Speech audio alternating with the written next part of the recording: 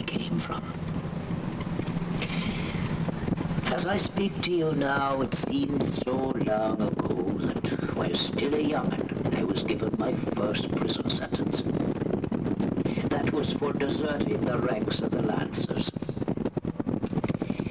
When a young man is exposed to the violence of the prison life that was 150 years before your time, you must believe how much he toughened. Take it away, son.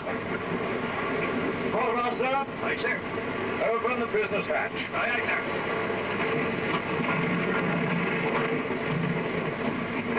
Norfolk Island, and may God have mercy on you, for sure no one else will.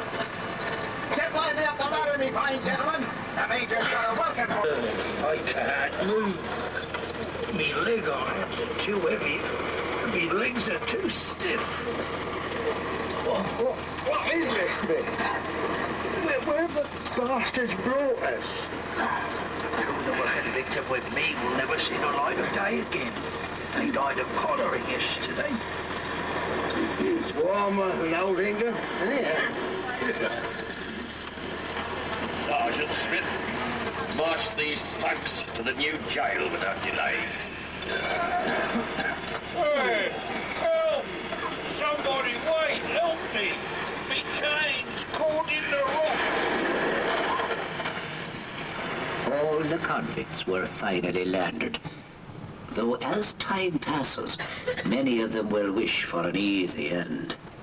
It would have been better if they had not landed safely at all. Landed at night to prevent convicts taking a boat and trying to make their escape out to sea. Oh, the guards hated this lonely watch. I am Officer Barney. I hold the responsibility for the security of the boats locked away in this shed.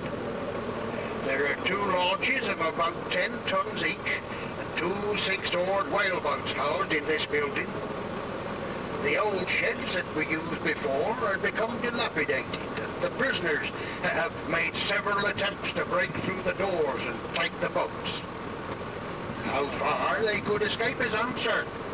But the fools are desperate enough to try anything. The chances of survival at sea are almost nil, of course. But some of the prisoners seem to think that they'll take even that slim chance of escape. What you see around you? We need able-bodied men from England to build this settlement. We will also need skilled stonemasons who are cutting the stone into blocks. Thousands of yards of stone will have to be quarried. The convicts will be employed every day at Point Hunter until this has been achieved. The convicts did the work, overseen by enlisted men. The early construction was done over in the lumber yard, under heavy guard. This was a place where the more vicious of the overseers were able to abuse their power. The best stone for building was taken from below the high tide mark at Point Hunter and from over on Nepean Island. My name is William Riley. Well, life has become easier for me now, but I'm still a convict of the crown. Oh, I have suffered like Dennis Doherty, but thank God, not as long as he has. Mind you, I once had 50 lashes across me back for the crime of insolence. And I have spent 5 years and 2 months in leg irons. But they have tamed me at last. And as I stand before you now, I have as good a position as any prisoner could hope for while still being here on Norfolk Island. I am proud to tell you that I am now the overseer in the engineer's office. They have recognized my worth at last, and I won't let that go easy. Up at the watermill. Oh no. This crank mill was erected for the purpose of punishment for the poor devils in irons. Quick! Pull on this! Quick, jerk it loose! Rest!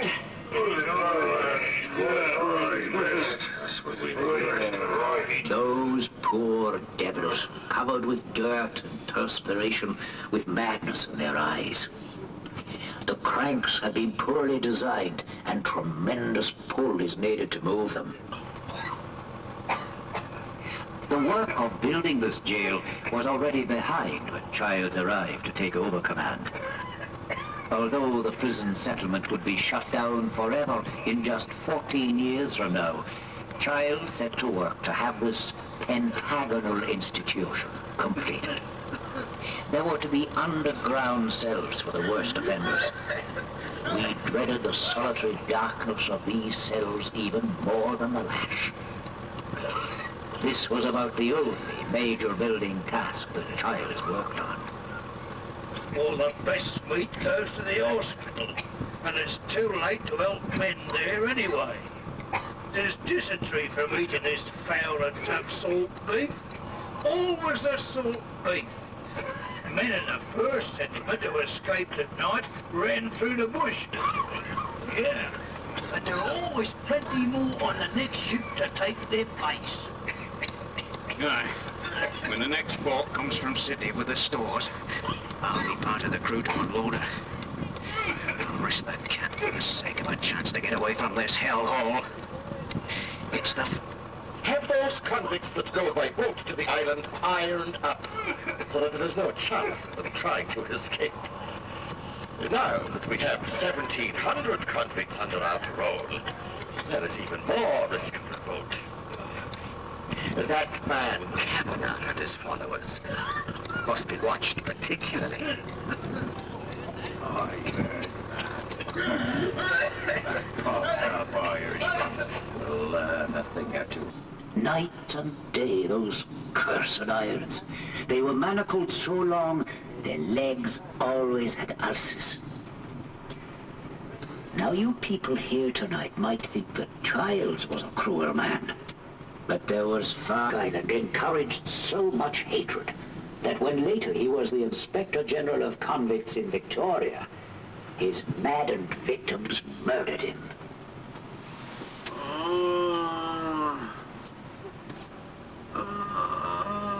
Just look at this. This was called the Spread Eagle. We all knew that it was illegal. But the villains hung a man this way for up to 5 hours at a time when they thought that the agony would make us mend our ways. It only made us hate them more.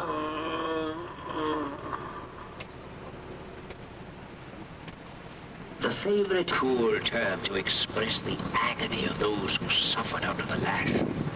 Oh, God, how I remember it. No one ever received less than 50 lashes.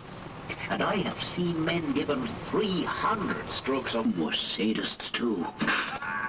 90, 91, 92, The sound of the cut on naked flesh is like a cartwhip. 95, It cuts through your ears, through your very soul. 98, 99, 100. The blood of the... I was once given 200 lashes for neglect of work and disgusting language, if you please. 200 lashes. Why shouldn't I use whatever language I please? We're treated worse than rats anyway. But I have had the lash so often I've almost lost count. Like the time that I was whipped 50 times for trading in my bed and blanket. After I was flogged, I was put in 56 pounds of irons and manacles. Torturous pain. And scraps of flesh had been spilled across there. Commandant Price was the man who really relished the use of the lash. He stared through his monocle with cold unconcern as the punishment was carried out. There was one bastard of a scourger that I remember, who was so long before. I am the spirit of William Castleton. Though I was an old man, I was given a flogging sentence. sentence. Oh, my poor body could not take the punishment, and my spirit left the mortal world. There was a final release from the prison of Norfolk Island. Lord God on high, we plead to you on your throne of mercy that you extend to this your faithful servant remission and divine grace. Our Father, who art in heaven, hallowed be thy name. Thy kingdom come. Thy will be done on earth as it is in heaven. Give us this day our daily. Forgive him if he rambles at times. He was a sane man when he arrived at the settlement, but he, like others before him, has been driven to drink by what he has had to live with. I was trained to treat sick bodies, but the battered and torn bodies that reach me here from the prison are truly terrible to see. The flesh is torn from their backs, and yet some men have been whipped and flogged so often that they are brutalized and seem not to be able to feel further degradation. And then there are those who have suffered with the shocking food and utter lack of hygiene. If they have the cursed dysentery that affects so many of the new arrivals after their ship voyages, they stand not an even chance of surviving. When this building was planned, those responsible quite overlooked the need for a kitchen or a dead house. So in order to accommodate these in the dispensary, there are now only 4 wards. And in each one are 10 pallet mattresses on low iron beds. I do not blame the patients for complaining of the cold in winter and excessive heat in summer. But this building has only been up for 10 years. Up until that time, a straw hut had been the only shelter for the sick. Can you smell the terrible stench from the privy? I feel under sentence myself sometimes in these conditions. And yet there are some prisoners who would prefer to spend their... And the next one we're going to see were constructed under the direction of Commandant Anderson. He concentrated his efforts while on Norfolk Island directing these establishments. This is the commissariat store. It's one of the biggest buildings on the island, and the walls are almost 3 feet thick. It took 2 months to excavate and level the hill behind. Timber cut from the surrounding hills was used for the bearers. You must agree it's certainly a very fine example of Georgian architecture. This store was designed to replace the former 2 smaller buildings that were nearer the waterfront. They were too often flooded out because of storms and raging tides. The ceiling of the lower story has been removed now, but the basement still remains. It is one of my duties to keep stock of the tools that the convicts use in the fields and for cutting stone. Of course, some of them will attempt to chisel through their leg irons during the day while they are out working. The guards will check the irons on each man wearing them, and if there has been any attempt to cut through, then that convict will be flogged. Any man that returns tools at the end of his day's work in a damaged condition will be flogged as well. The tools condemned as no longer being serviceable were thrown into the blowhole down near where the wharf is, so that they couldn't be recovered by the prisoners and used for their nefarious purposes. This store also held the food, of course, hill. It was after the completion of the commissariat store that Anderson's plans and specifications were approved for these new barracks.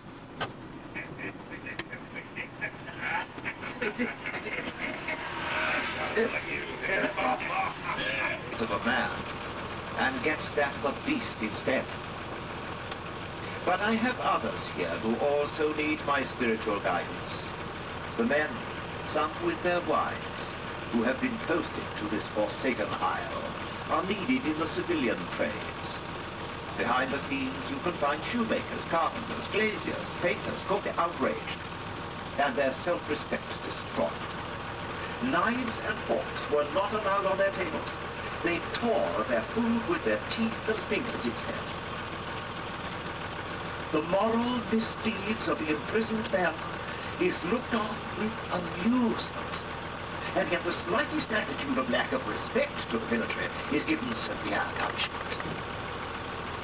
I pray that there will be some enlightenment, and that the conditions will improve for these human beings so incarcerated. God be with you, my people. It was breaking out. Guards were posted night and day.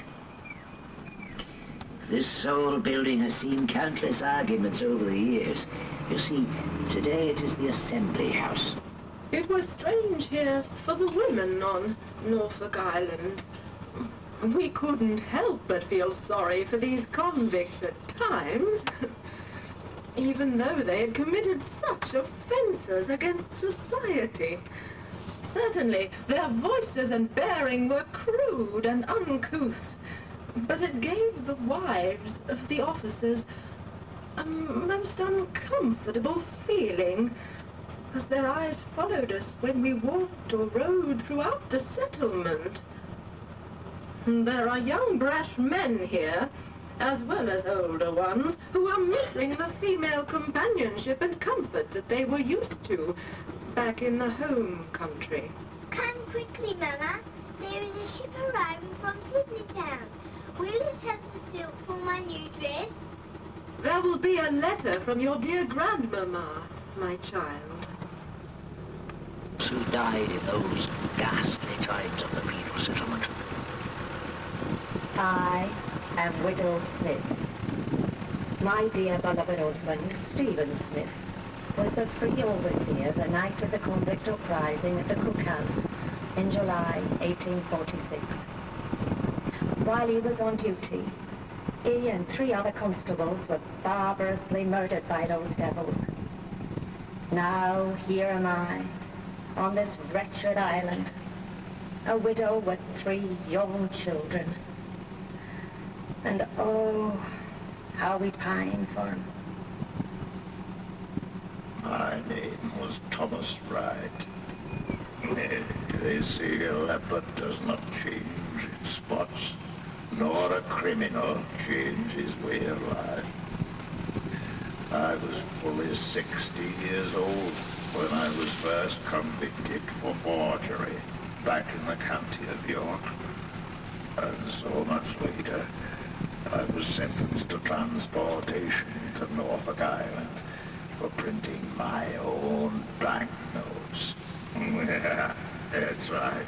Well, at 102 years of age. That's right. 102 years of age. By their group, and sometimes they were even murdered. Legend has it that such a thing happened right here at Bloody Bridge. Listen. I hear Commandant Price. Our new road past the Scilly. The route is satisfactory on foot, but when we need to cart supplies in winter, we shall never be able to ford this stream in the deep gully. Over here, work is to commence forthwith on the building of a wide and strong bridge across that gully. Take 12 convicts in irons, but ones who can still wield a pick and shovel and collect the best stone from Point Hunter. Work them hard so that the bridge is ready for use before the April rains. Yes, sir. And so the work begins. Now the ground the bridge is unstable, which presents the men with many problems keeping a foothold as they're chained together in pairs to prevent their escape. Nevertheless, they have to work on this new building project from daylight till dusk, with no breakfast and only a break at noon for a meager lunch of corned beef and maize. Speed it up there, you nugget!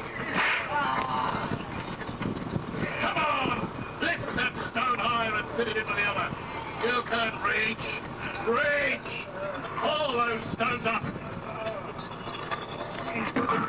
You cursed fools! This bridge should be almost finished by now! Move your idle bones, men, or I'll encourage you further with me whip! I'm working as hard as I can, Dad. If the lady would give us some decent food to fill our bellies, we'd do better. That's not my problem. I want this all finished today. Yes, I'll have some of your names on report. You weren't so keen on sending the men off to the Scourger or the Solitary. We'd have more men to get on with the job. That's enough of your lip. You'll do as I say and you'll do it now! This is hard work. The gangs up at Norwich have been given light duties this last 3 days because of the heat. Oh, strike me, would you? You black-hearted villain. It was only 3 months ago you were doing the same work as me. What's that? Oh, I'm on stomach orders from a dog like you. You get back! Take that!